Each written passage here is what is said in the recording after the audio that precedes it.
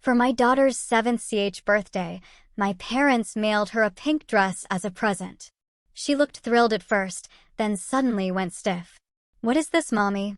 I leaned in and my hands began to tremble. I didn't shed a tear. I made this happen.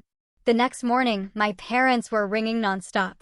Can you imagine the sick feeling in your stomach when you find out a beautiful gift, meant for your innocent child, is actually a weapon? That's exactly what happened on my daughter Harper's 7th birthday. Inside that gorgeous pink dress, hidden deep in the seams, were messages no child should ever read, a toxic betrayal that finally pushed me to my breaking point. I mean, seriously, who does that? My name is Stephanie, and I'm 34. Raising my daughter, Harper, alone since my divorce 3 years ago wasn't the future I'd imagined for myself. But I poured every ounce of my being into creating stability for her. Our small, 2-bedroom apartment became our sanctuary, filled with finger paintings and weekend movie nights, complete with homemade popcorn. I worked remotely as a graphic designer, which allowed me to be present for school pickups and sudden fevers, though the financial strain was a constant hum beneath the surface of our lives. My relationship with my parents, Gerald and Diane Patterson, had always been complicated. Growing up in their pristine suburban home in Connecticut meant rigid expectations and a kind of conditional love. Every achievement came with criticism. It could have been better. Every mistake was documented, referenced for years afterward. My father, a banking executive, ran our household with the same cold precision he applied to his mergers. My mother, a former beauty queen turned country club socialite, specialized in backhanded compliments. "Stephanie, your science fair project won first place," my father would say, his voice flat despite my success. "But imagine if you had started earlier instead of procrastinating. You might have been selected for the state competition." Or my mother, straightening my collar before church, "That dress looks lovely on you, dear. It really helps minimize your problem areas." It was soul-crushing. When I met Craig in college, he was everything my parents despised. Artistic, spontaneous, from a working-class family in Nevada. But he made me laugh, truly saw me, and encouraged my dreams. For the first time, I felt truly alive. "He will never provide the life you deserve," my father proclaimed during our first holiday dinner together. "Artists starve, Stephanie." "You need security," my mother added, sliding a law school brochure across the table. Despite their objections, Craig and I married in a small ceremony. Their wedding gift? A check with a chilling note, for when reality sets in. I should have seen it as a harbinger. In some ways, they were right about the marriage. Craig struggled with commitment to a steady job, always chasing his next big artistic inspiration. The practical details of life fell increasingly to me. But what ended our marriage wasn't his career choices, it was his infidelity with a gallery owner who promised to showcase his work. "We told you so," was all my mother said when I called her, sobbing after signing the divorce papers. For Harper's sake, I maintained minimal contact with my parents, occasional phone calls, dutiful Christmas cards, rare visits where my mother would criticize my parenting and my father would question my finances. Harper barely knew them beyond the expensive, impersonal gifts they sometimes sent, always accompanied by comments about how they could provide so much more if only I would come to my senses and move closer. As Harper's 7th birthday approached in early May, she was practically vibrating with excitement, making elaborate guest lists and changing her mind daily about her cake flavor. Chocolate with strawberry filling. No, vanilla with rainbow sprinkles. "Wait, can we have both?" she'd ask, her gap-toothed smile impossible to resist. We settled on a small celebration at the local park with 5 of her closest friends. I'd saved for months to afford the unicorn-themed decorations she coveted and the custom cake everyone raved about. Her actual birthday fell on a Thursday, but we planned the party for Saturday. On Wednesday afternoon, the day before her birthday, a delivery truck pulled up outside our apartment. The driver carried a large box, wrapped in shimmering silver paper with an elaborate bow. "Special delivery for Harper Patterson," he announced, checking his clipboard. "Who is it from?" I asked, though a cold knot was already forming in my stomach. "Card says it's from Gerald and Diane Patterson," he confirmed. Harper came running at the sound of her name. Is that for me? Is it a present? Her eyes widened. My parents rarely acknowledged her birthday beyond a card with a $20 bill. Last year, they'd forgotten entirely. Can I open it now, please? She begged, bouncing on her toes. I hesitated. My parents' sudden interest made me uneasy. But Harper's excitement was palpable. Okay, but let me get the camera so we can send them a thank you video. As I retrieved my phone, I tried to quiet my suspicions. Maybe they were finally making a genuine effort. Maybe turning 60 last month had softened my father's outlook. I wanted to believe the best for Harper's sake. Little did I know, this seemingly innocent gift would shatter our world and force me to confront the toxic patterns I'd tried so hard to escape. Our living room was bathed in golden afternoon light as Harper settled on the floor with the large silver box. I positioned myself across from her, phone ready to capture her reaction. Okay, birthday girl, go ahead. I encouraged, pushing aside my lingering concerns. Harper attacked the wrapping with the unbridled enthusiasm only a soon-to-be 7-year-old can muster. Silver paper flew as she revealed the white box underneath, embossed with a gold logo from Bellamy, an exclusive children's boutique I could never afford. It's so fancy, Harper exclaimed, carefully lifting the lid. Inside, nestled in layers of tissue paper, was the dress. Not just any dress, but the kind featured in children's fashion magazines, worn by celebrity daughters. It was pink, Harper's current favorite color, with a full tulle skirt, satin bodice, and delicate pearl embellishments. It looked like something a princess would wear to a royal ball. Harper gasped, her eyes wide with wonder. It's so beautiful. She stood up, holding the dress against herself. Can I try it on right now, please, Mommy? Of course. I smiled, genuinely pleased by her joy. Whatever my issues with my parents, they had at least chosen something Harper would love. As she rushed to her bedroom, I examined the box for a card. Tucked into the tissue was a cream-colored envelope with Harper in my mother's distinctive handwriting. Inside, a cartoon princess card read, "To our darling granddaughter on her 7th birthday. May this dress make you feel as special as you are to us. We wish we could see you more often. Love, Grandma and Grandpa." The last line carried their familiar guilt trip, but I decided to focus on Harper's happiness. Mommy, can you help me with the zipper? Harper called from her room. I went to assist her, finding her struggling with the back. As I reached for the zipper, I noticed the exceptional quality of the fabric. This dress had likely cost hundreds of dollars, an extravagant gift that highlighted the disparity between what my parents could provide and what I could afford. There you go. Turn around and let me see, I said, stepping back. Harper twirled, the skirt billowing around her like a cotton candy cloud. Do I look like a princess? Absolutely. The most beautiful princess in all the land, I replied truthfully. The dress fit her perfectly, as if custom-made. But as Harper continued to admire herself, her expression suddenly changed. Her brow furrowed as she reached toward the inside of the collar. What is this, Mommy? She asked, her voice dropping to a whisper. What is what, sweetie? I moved closer. Harper's fingers were touching something inside the collar. There's something scratchy here. I peered where she was pointing and noticed a tiny piece of paper sewn into the seam, almost invisible. Carefully, I extracted it and unfolded a small note, again in my mother's handwriting. Harper, ask your mother why she keeps you from your real family. We could give you so much more. My stomach dropped. I quickly crumpled the note in my fist before Harper could read it, but her curious eyes had already caught a glimpse. What does it say, Mommy? Why are you making that face? It's just care instructions. I lied, forcing a smile. Why don't you keep looking at how pretty you are while I check the rest of the dress to make sure there are no pins or tags left in it? As Harper returned to admiring her reflection, I began a more thorough examination, my hands shaking slightly. In the hem, I found another hidden note.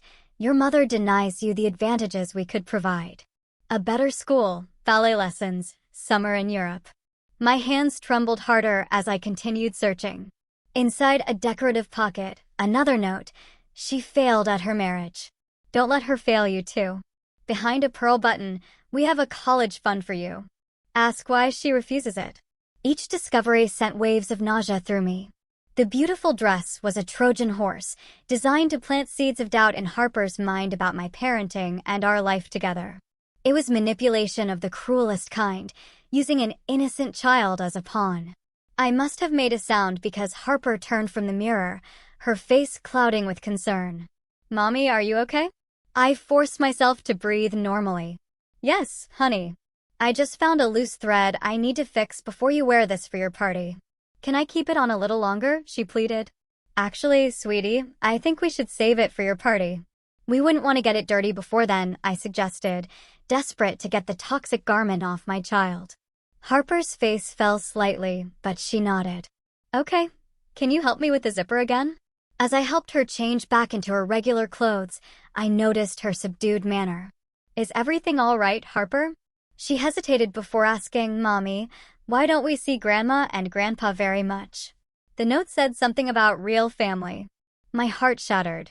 Despite my efforts, she had read enough to plant the exact seed of doubt my parents intended.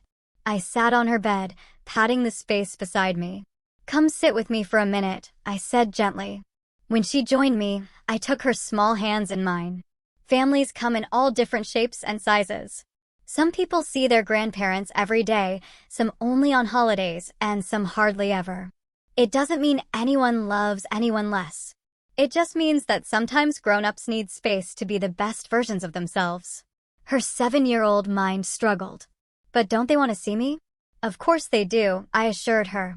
"But sometimes the way they want to be grandparents and the way I want to be your mom don't match up very well. Does that make sense?" She nodded slowly, though I could tell she didn't fully understand.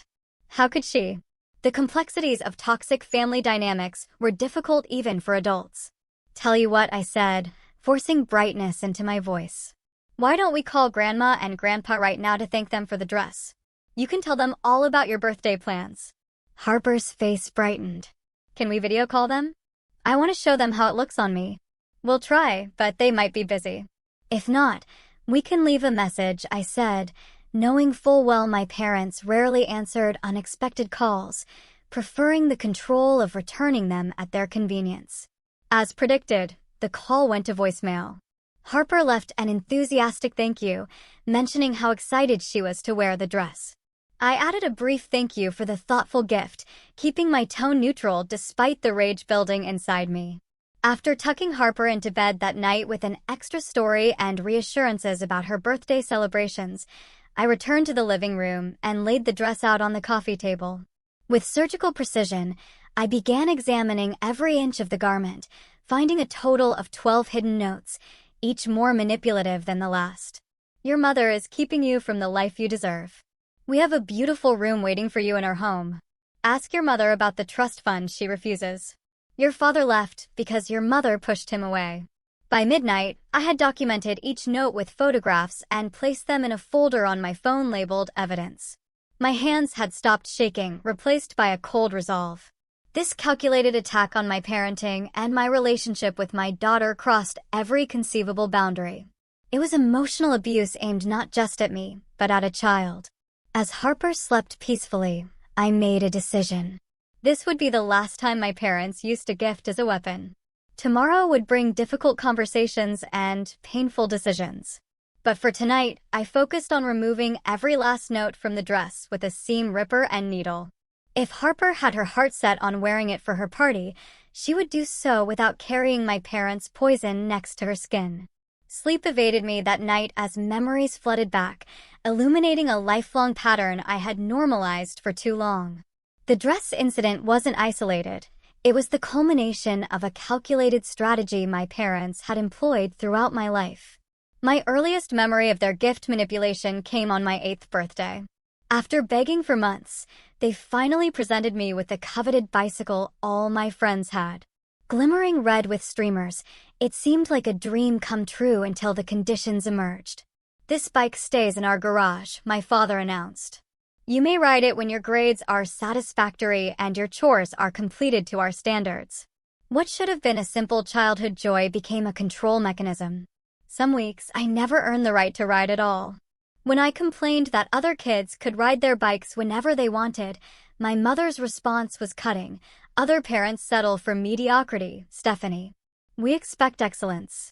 As I entered adolescence, the gifts became more sophisticated, but the strings more entangling. For my 16th birthday, they surprised me with a car, a modest sedan, but still more than most of my peers. Your own car, my father proclaimed, dangling the keys. Now you can drive yourself to the SAT prep classes. We've enrolled you in 3 evenings a week and Saturday mornings. When I expressed interest in joining the school newspaper instead, the car privileges were mysteriously revoked due to insurance complications.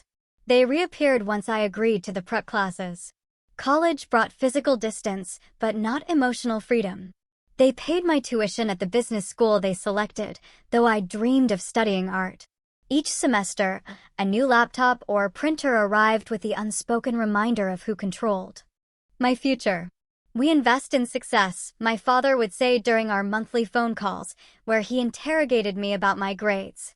It was in my sophomore year that I met Craig in a literature elective I'd taken as my one allowed fun course. His passion for creating beauty rather than wealth was intoxicating. When he encouraged me to take more art classes, I did so secretly, using money from a campus job to pay for them. The discovery was inevitable. My mother made a surprise visit to campus and found my dorm room filled with canvases and sketches. "Is this what we are paying thousands of dollars for?" she demanded. Finger painting? The next gift that arrived was a leather-bound planner, every hour pre-scheduled with business courses, networking events, and career counseling. Inside was a note: "A successful life requires successful planning." I returned it unopened with my own note: "I am changing my major to graphic design." It was my first real act of defiance. In response, they reduced my allowance to barely cover my dorm fees, forcing me to work 2 campus jobs while maintaining my course load. By graduation, the pattern had become clear, though I still lacked the vocabulary to name it. Each gift from my parents was a beautiful Trojan horse, designed to reassert control whenever I strayed from their vision. My wedding to Craig represented my ultimate rebellion. After they failed to dissuade me with everything from career statistics about artists to private investigator reports on Craig's family, they switched tactics to appear supportive. "We just want you to be happy," my mother claimed with a practiced smile at our engagement dinner. Their wedding gift was extravagant, a check for $20,000 with a note suggesting we use it as a down payment on a suitable home. When we instead used it to fund Craig's art studio and a modest honeymoon, the temperature dropped significantly. Holiday gifts became passive-aggressive jabs, like self-help books on financial management and marriage counseling gift certificates. As Craig's art career struggled, their predictions about our financial instability began to seem prophetic. The strain showed in our marriage, though it was less about money and more about the pressure to prove my parents wrong. "Maybe they were right," Craig said during one particularly heated argument about our budget. Maybe we were naive. Those words created the first real crack in our foundation. If Craig, who had once been my ally against their materialism, was wavering, perhaps I had been wrong all along. That doubt created distance, a space that eventually allowed his affair with gallery owner Natalie to blossom. When our marriage collapsed, my parents didn't just say, "I told you so." They orchestrated what they called a fresh start package, a fully furnished apartment in their city, a job at my father's friend's company, and private school enrollment for Harper.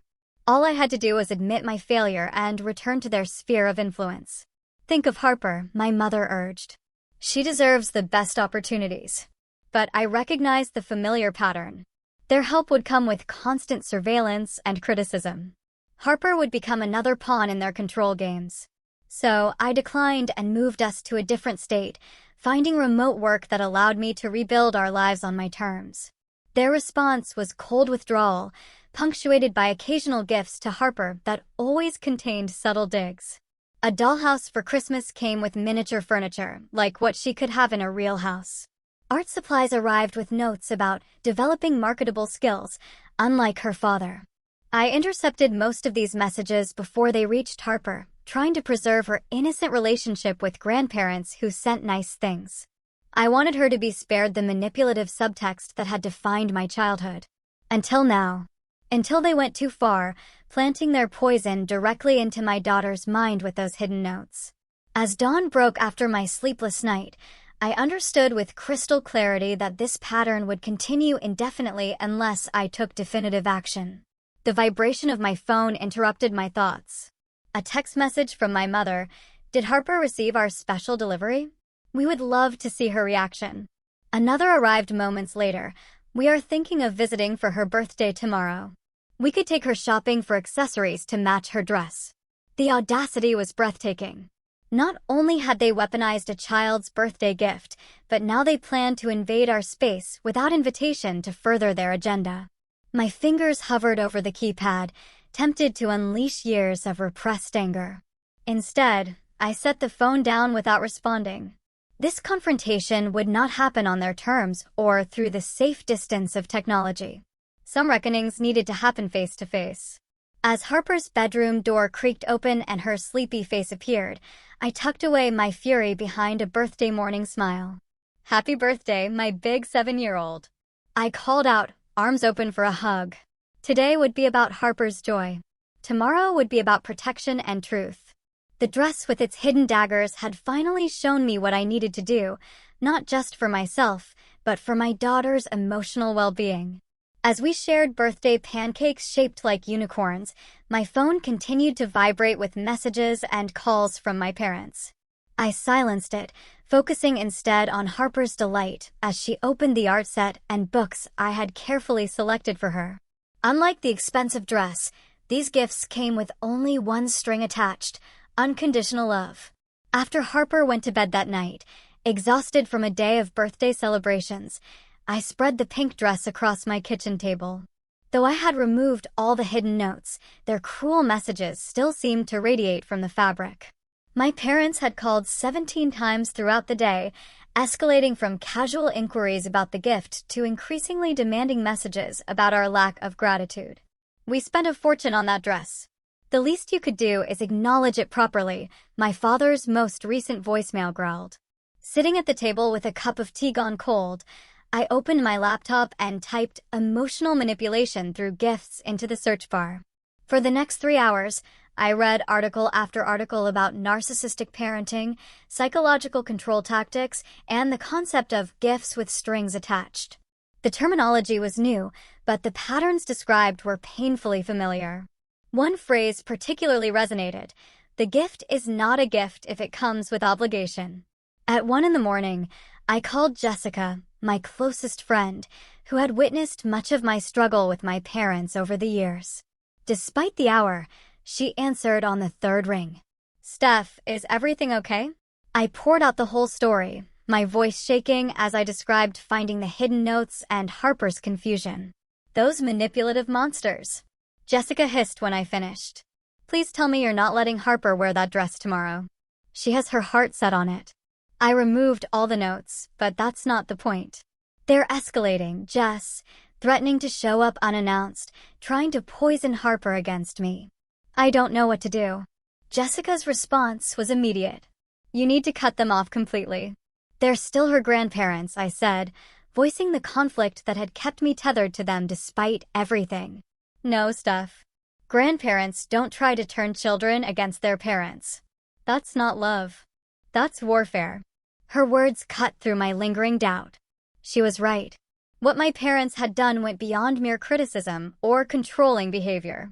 They had deliberately tried to damage my relationship with my daughter. "I have an emergency session with Dr. Levine tomorrow morning," I said, referring to the therapist I'd been seeing on and off since my divorce. "I'm hoping she can help me figure out exactly what to say to them and to Harper." "Good. And if you need backup when you confront them, I'm there. Just say the word." After hanging up, I created a detailed document, organizing photographs of each note along with a timeline of similar incidents throughout my life. Seeing it all laid out chronologically made the pattern undeniable. This was not normal family tension or generational differences. It was a systematic campaign of control and emotional manipulation spanning decades. In the morning, I dropped Harper at school with extra hugs, then headed straight to Dr. Levine's office for my emergency appointment. The therapist's reaction to the photographs was one of controlled professional concern, but I caught the flash of shock in her eyes as she swiped through the images.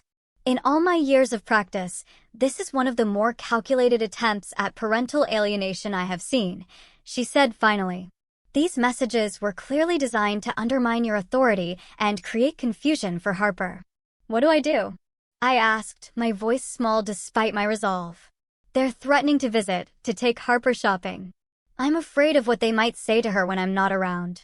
Dr. Levine leaned forward, her expression serious. Stephanie, we have discussed boundaries with your parents many times over the past 2 years. You have tried compromise. You have tried limited contact. You have tried carefully worded requests for respect. None of it has worked because they fundamentally do not recognize your right to set these boundaries. I nodded, the truth of her words sinking in. I think it's time to consider what a complete break might look like, she continued. Not forever, necessarily, but until they can demonstrate real change and respect for your role as Harper's mother. What about Harper? How do I explain why she suddenly cannot see her grandparents? Children are remarkably adaptable, and they understand fairness and kindness intuitively. Frame it in terms she can understand about respect and how we treat people we love. You do not need to share the full adult complexity with her. By the time I left Dr. Levine's office, I had a plan. I would meet my parents in a public place, away from Harper, and lay out clear conditions for any future contact with us. If they refused to acknowledge their behavior or showed no willingness to change, I would inform them of my decision to sever contact temporarily. As I drove to pick up Harper from school, my phone rang again. My father's number. This time I answered and put it on speaker. Stephanie, finally. Your mother, and I have been trying to reach you for 24 hours, he barked without greeting. I know. I've been busy with Harper's birthday. Too busy to send a simple thank you? That dress cost over $500 custom-made. Of course, he would lead with the monetary value. Thank you for the dress. Harper liked it very much. Liked? Just liked? We thought she would love it. Did she find the special messages? My mother's voice now indicating I was on their speakerphone as well. My blood ran cold at her casual reference to their manipulation. Yes, she found some of them. That is actually something we need to discuss. Discuss what? We simply wanted her to know how much more we could offer her, my father said dismissively. I would prefer to have this conversation in person, I replied, sticking to my plan, despite my rising anger. Are you still planning to visit? We are already here, my mother announced triumphantly. We arrived this morning and are checked into the Grand Hotel downtown. We thought we would surprise Harper after school with a shopping trip. They had actually flown in without confirmation, assuming I would simply accommodate their demands. The audacity was so typical, yet still shocking. That will not work for today, I said firmly. Harper has after-school activities, but I can meet you at the hotel restaurant at 4:30. Without Harper? That defeats the whole purpose of our trip, my mother protested. Nevertheless, that is what is possible today. I will see you at 4:30. I ended the call before they could argue further. At school pickup, Harper bounded into the car with the exuberance of a child, still riding the birthday excitement wave. Can I wear my princess dress to the party tomorrow? She asked immediately. Of course, I assured her. I fixed all the loose threads. Yay! Grandma and Grandpa will be so happy when they see the pictures. I tensed. Harper, sweetie, I need to talk to you about Grandma and Grandpa. Her face grew serious, sensing my tone. Are they okay? They're fine. In fact, they're in town right now. Her eyes lit up. But, I quickly continued, I need to have a grown-up talk with them first. So, you're going to have a play date with Emma and her mom this afternoon. But if Grandma and Grandpa are here, why can't I see them? Her lower lip trembled slightly. I chose my words carefully. Sometimes grown-ups need to sort things out before children get involved. It's my job as your mom to make sure all your relationships are healthy and good for you. Like how you wouldn't let me play with Zoe anymore after she kept taking my toys and blaming me? I nearly smiled at her perfect analogy. Exactly like that. Sometimes we need to establish better rules, even with family. Harper nodded, seemingly satisfied with this explanation. I called Emma's mother, Lauren, who immediately agreed to take Harper for the afternoon once I briefly explained the situation. After dropping Harper off, I went home to prepare for the confrontation.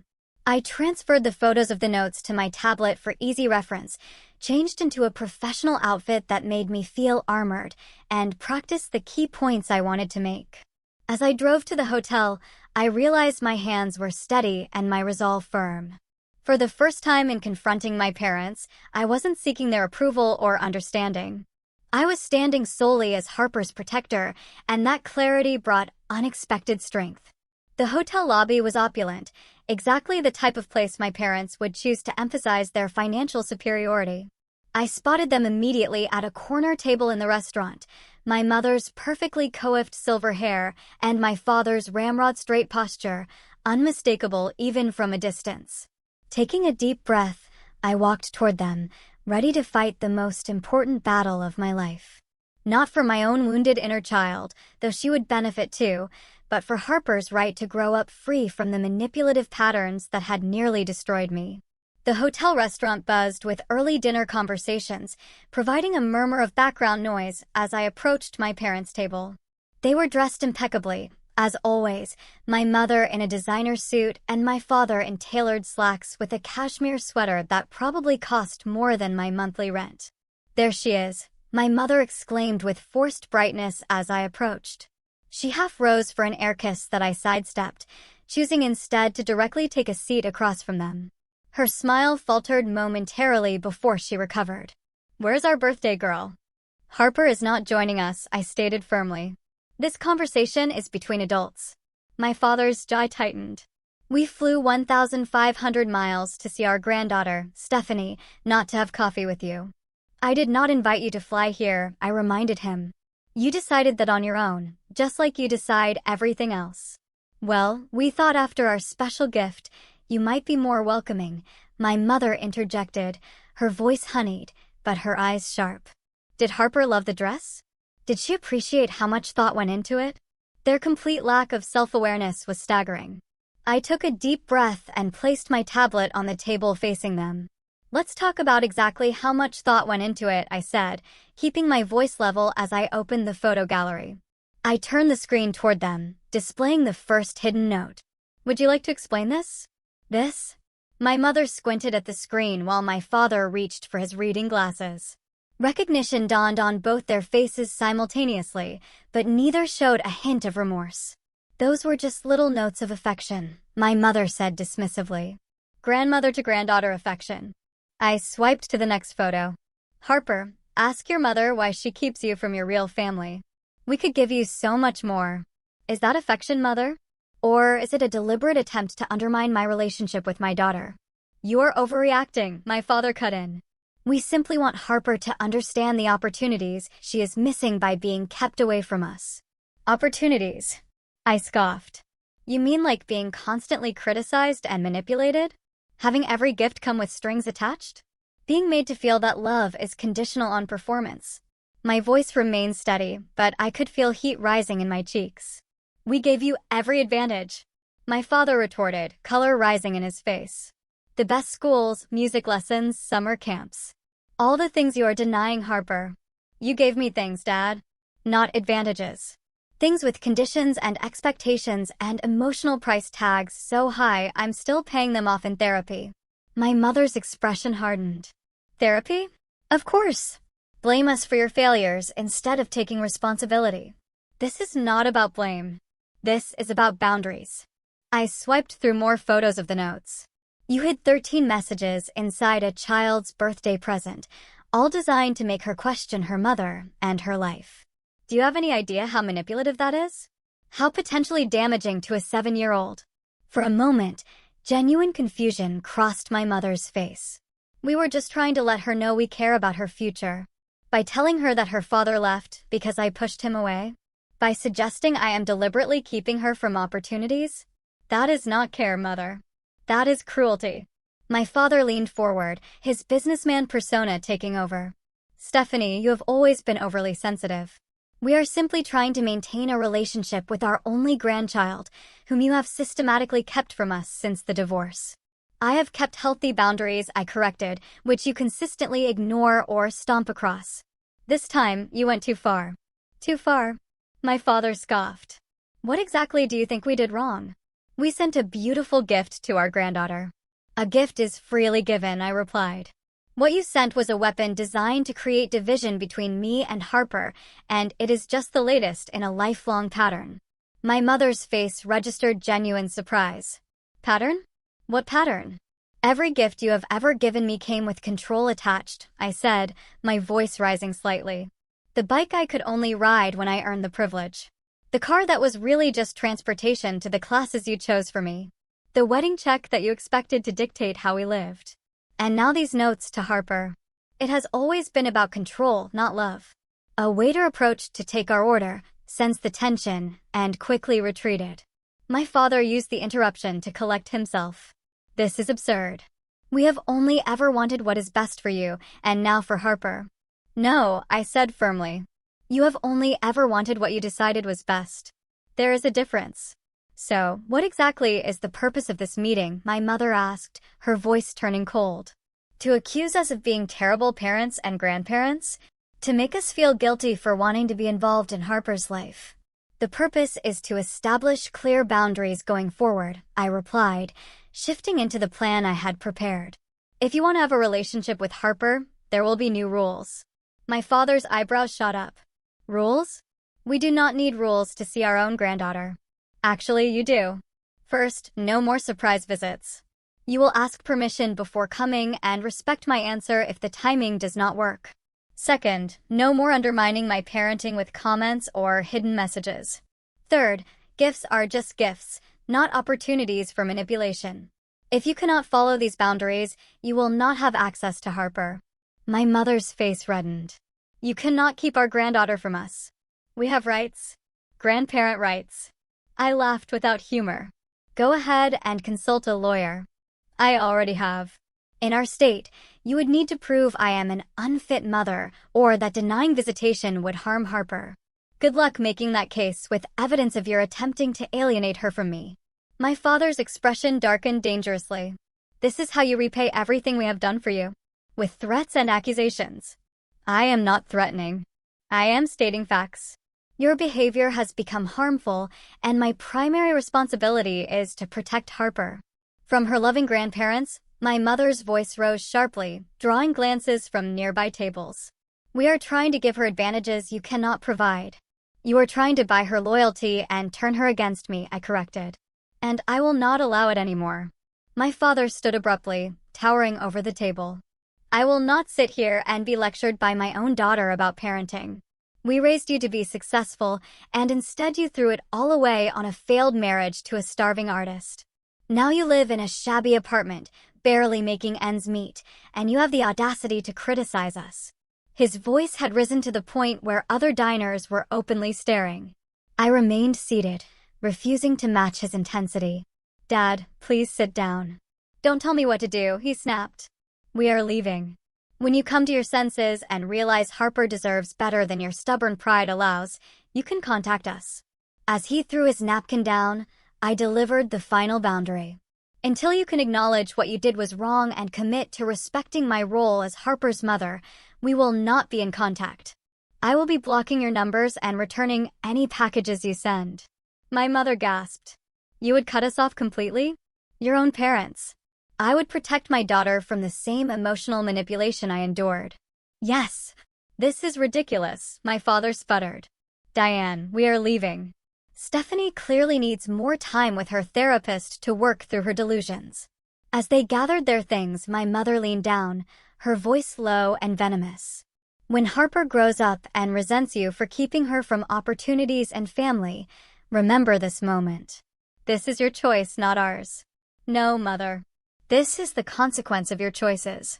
The door remains open when you are ready to respect boundaries and have a healthy relationship.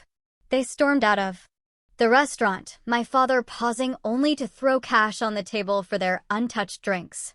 Several diners watched their exit before turning curious eyes to me.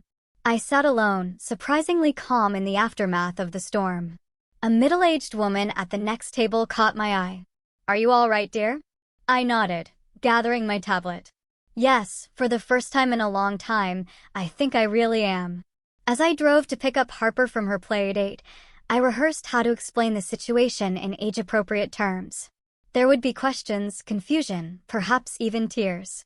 But navigating that difficult conversation was infinitely preferable to allowing my parents' poison to seep into Harper's developing sense of security and self-worth. My phone buzzed with a text from my father. "Your mother is in tears. I hope you are satisfied with yourself." I deleted it without responding and blocked both their numbers. The guilt tactic that would have devastated me just days ago now bounced off the armor of righteous maternal protection. When I arrived at Lauren's house, Harper ran to me with a drawing she had made, colorful and joyful. "Look, Mommy, it's us at my party tomorrow."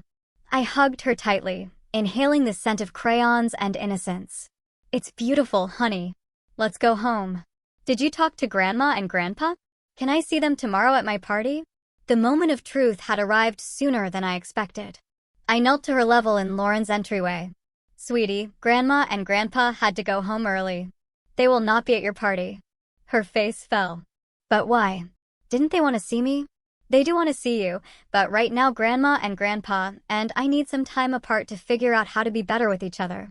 Do you remember how you and Zoe needed a break from playdates until she learned not to take your toys?" Harper nodded solemnly. "It's like that. We need a break until they can learn some important rules about respecting our family." "Will they ever learn?" she asked, her voice small. "I hope so, honey. I really do." As we walked to the car hand in hand, Harper looked up at me. "Mommy, was there something bad in my pretty dress? You looked sad when you were checking it." My heart clenched. There were some notes that were not very nice, but I took them all out. "So now it's just a beautiful dress for a beautiful birthday girl." "Good," she declared with 7-year-old certainty, "because I really want to wear it tomorrow." "And you will," I promised, helping her into her booster seat. "It's your dress now, not theirs. Just like your life is yours, not anyone else's to control." She didn't fully understand the significance of my words, but someday she would.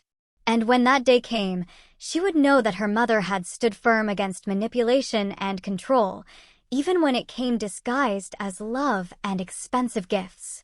The week following Harper's birthday party was a blur of emotional aftermath and practical considerations. The party itself had been a success, with Harper twirling in her now note-free pink dress among friends, blowing out candles on her unicorn cake, and declaring it the best birthday ever. If she missed her grandparents' presence, she didn't show it, too absorbed in the joy of celebration with friends who loved her unconditionally. But the fallout from my confrontation with my parents manifested in unexpected ways. Despite blocking their numbers, they found alternative methods of contact. A certified letter arrived from their lawyer 3 days after the party, vaguely threatening legal action for grandparent rights and demanding a visitation schedule. Rather than succumbing to panic, I took the letter to Marissa Goldstein, a family lawyer Jessica had recommended. In her comfortable office with degrees lining the walls, I felt a surge of confidence in having professional support. "Legally speaking, their position is weak," Marissa assured me after reviewing the letter and hearing my account of events, including the hidden notes. Grandparent visitation rights typically require showing that the parent is unfit or that denial of visitation would harm the child. Their own actions undermine both arguments. So they cannot force visitation? Not likely, though they may try to drag you through court proceedings out of spite. The real question is whether you want to cut contact completely or establish structured, supervised visitation with firm boundaries. I considered this carefully. I would prefer they have a relationship with Harper, but only if it can be healthy. Right now, I don't trust them not to continue their manipulation behind my back. Marissa nodded, making notes. A reasonable position. I suggest we respond with a letter outlining conditions for potential future contact, including acknowledgement of their inappropriate behavior, agreement to respect your parental authority, and initially, supervised visits only. "They will hate that," I said, imagining my father's reaction to being supervised like a child. "Precisely. It establishes who holds the power in this relationship going forward. You. If they truly want a relationship with Harper, they will eventually comply. If their pride matters more than their granddaughter, that tells you everything you need to know." By the end of our meeting, I felt armed with both legal protection and emotional clarity. Marissa would handle all communication with my parents going forward, creating a buffer that prevented them from manipulating me directly. As a practical precaution, I also implemented security measures around our home. I installed a video doorbell to monitor any unexpected visits and spoke with Harper's school about updating her approved pickup list to explicitly exclude my parents. The school counselor, Miss Jenkins, was understanding and supportive. Unfortunately, we see contentious family situations quite often, she explained during our meeting. We can flag Harper's file to ensure only authorized adults can pick her up, and teachers will be notified to watch for any attempts at unauthorized contact. The conversation naturally evolved into discussing how Harper was coping with the sudden change in family dynamics. She has asked a few questions about why her grandparents left so quickly, I admitted. I have tried to explain in age-appropriate terms about healthy boundaries and respect. Miss Jenkins offered valuable guidance. Children are incredibly resilient, but they need honest, simple explanations. Avoid demonizing your parents while still validating that their behavior was inappropriate. Would you like me to have a few check-in sessions with Harper? I gratefully accepted, knowing that an additional supportive adult could only help Harper process the situation. These practical steps provided a framework for security, but the emotional work continued at home. One evening, about 2 weeks after the confrontation, Harper approached me while I was preparing dinner. "Mommy, Emma's grandma and grandpa take her for ice cream every Friday and buy her lots of presents. Why are our grandma and grandpa different?"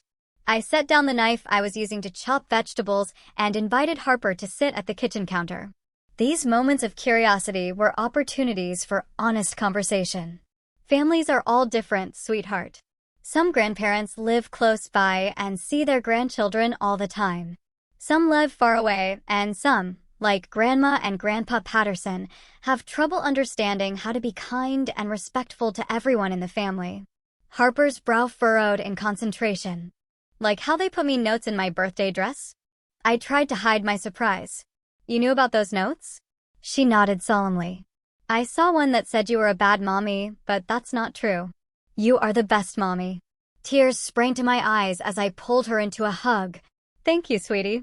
That means everything to me. Why would they say mean things about you? Don't they love you?" The innocent question cut to the heart of decades of pain. How do you explain narcissistic parenting to a 7-year-old?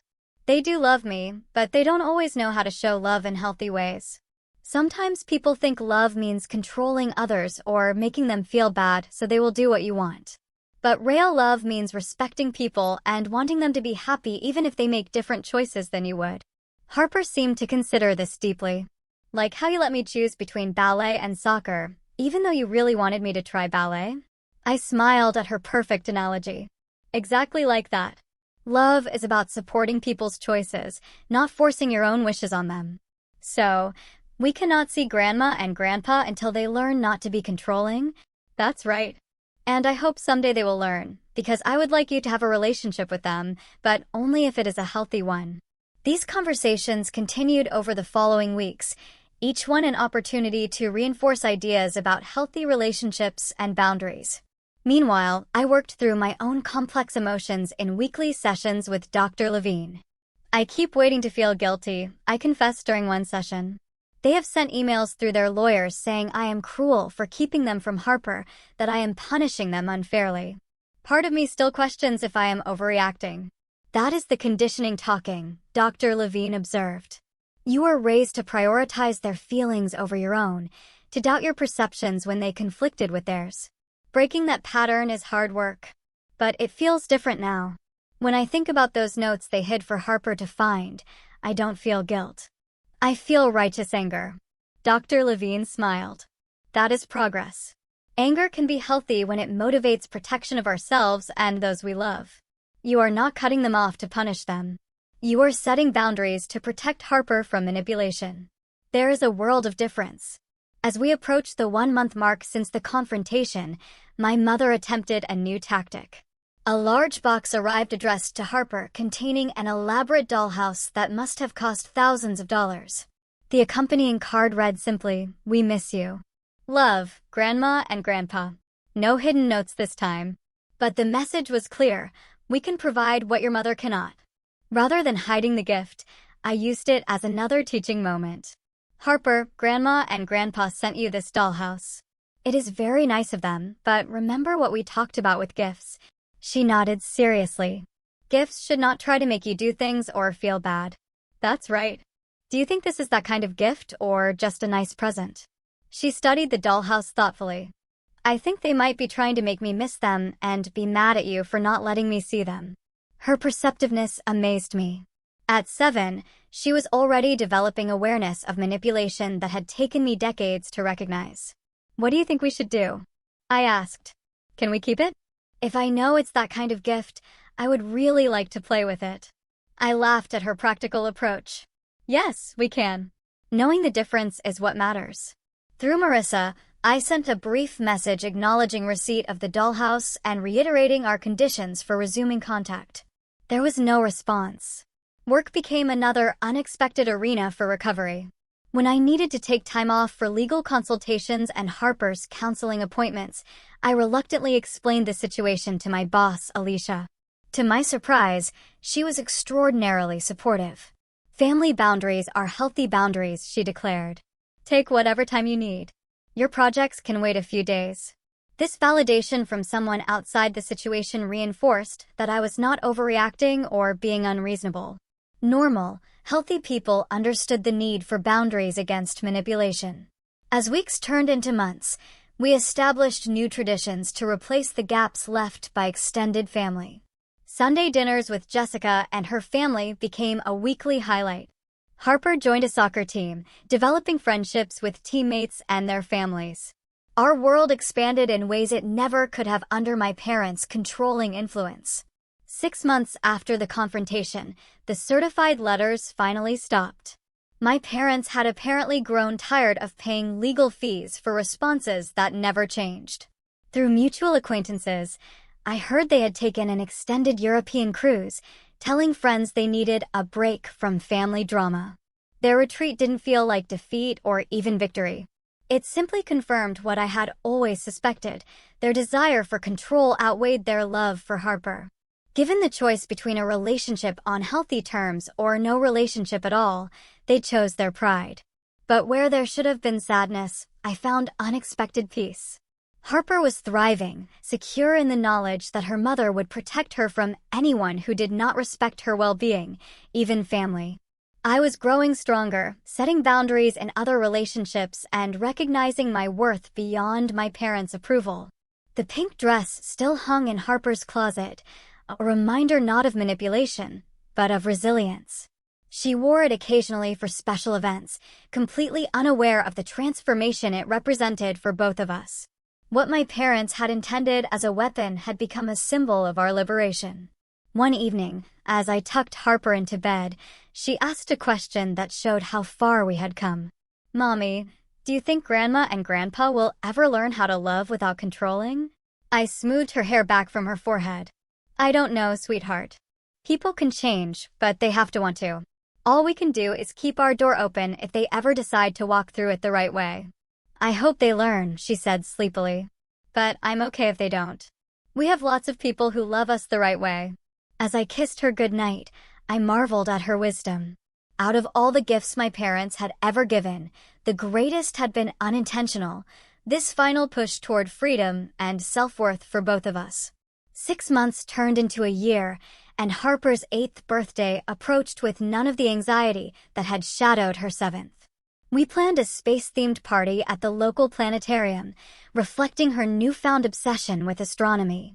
The pink dress had long since been outgrown and donated, replaced by a collection of science t-shirts and comfortable jeans that better suited her active lifestyle.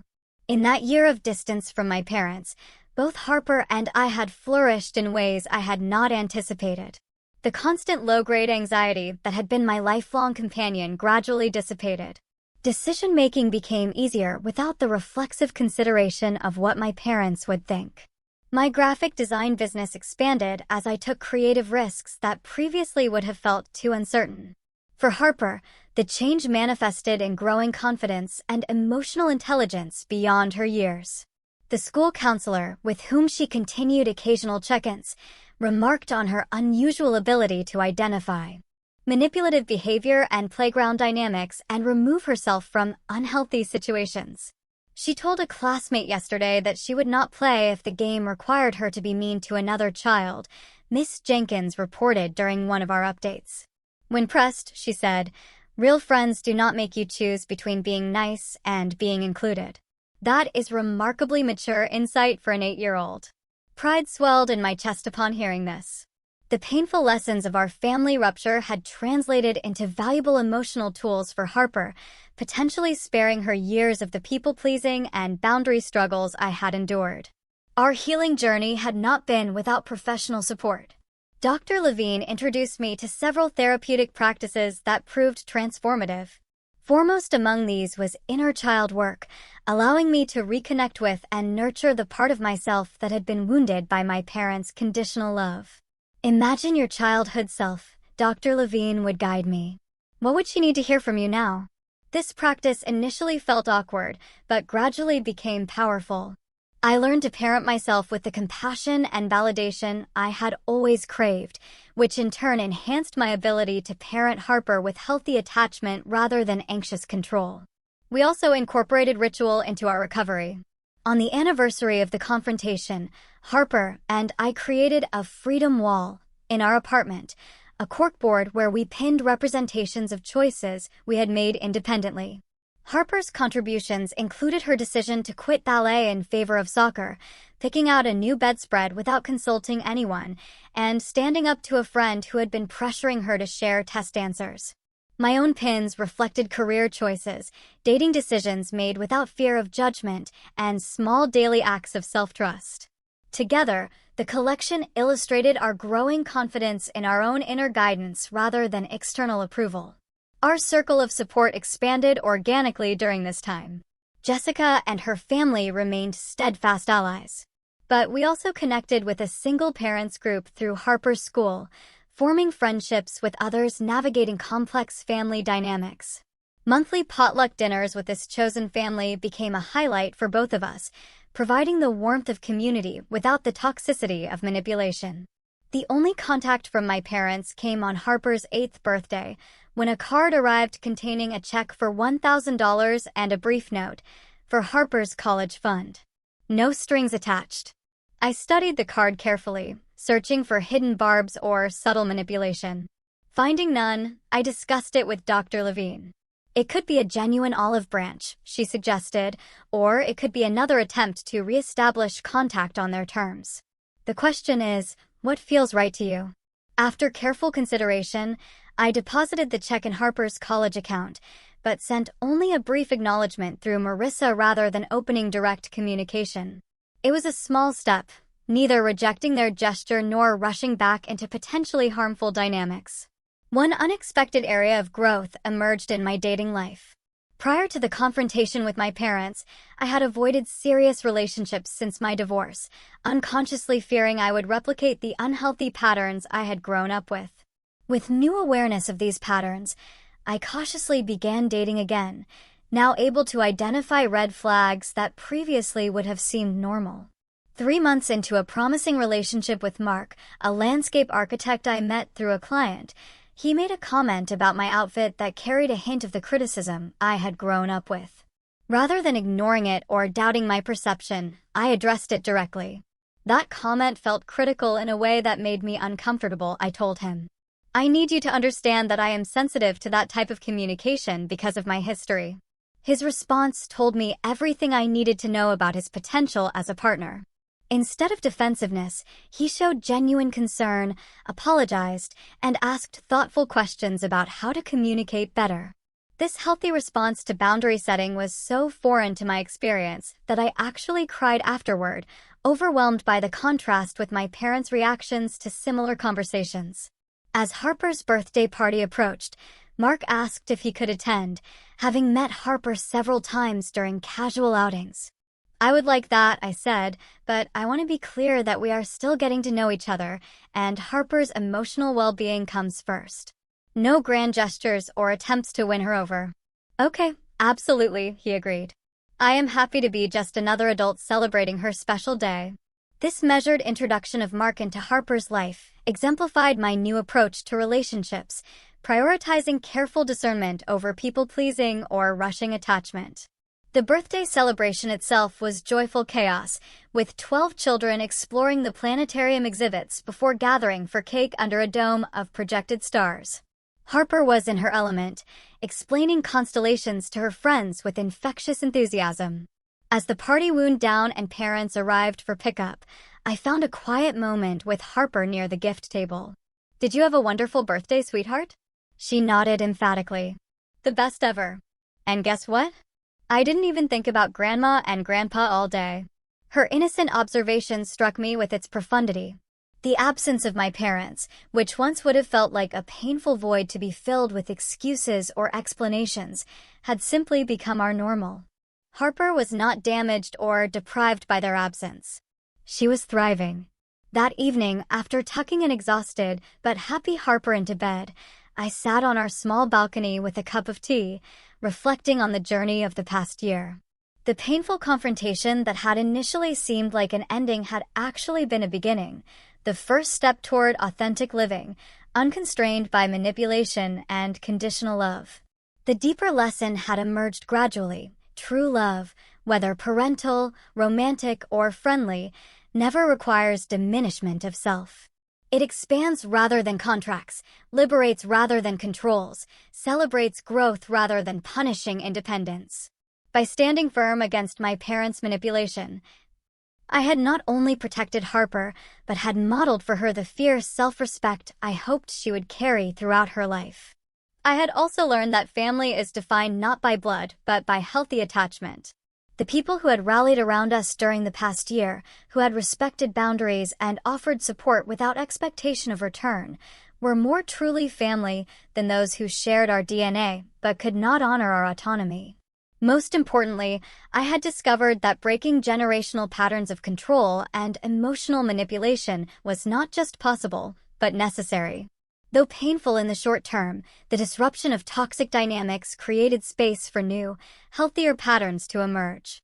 By refusing to continue the cycle, I had given Harper a different legacy, one of emotional intelligence and clear boundaries. My phone chimed with a text message from Jessica, just checking in. "How did the space princess do with her party?" I smiled at her thoughtful check-in and replied, "Amazing day. She is over the moon." Literally. "Thank you for everything this year." Jessica's response came quickly. "That's what real family does. No thanks needed." As I sat in the quiet evening, watching stars emerge above our small balcony garden, I felt a profound sense of peace. The journey of healing was ongoing, but the hardest part, the initial break from toxic patterns, was behind us. Ahead lay the gradual unfolding of lives built on authenticity rather than appearance, on genuine connection rather than control. The pink dress with its hidden daggers had been meant to wound, to create division and doubt. Instead, it had become the catalyst for liberation. In trying to tighten their grip, my parents had ultimately lost their hold entirely, freeing Harper and me to discover who we truly were beyond their narrow definitions and expectations. Have you ever had to set such difficult boundaries with family members to protect yourself or your children? Tell me what you think. I really want to know.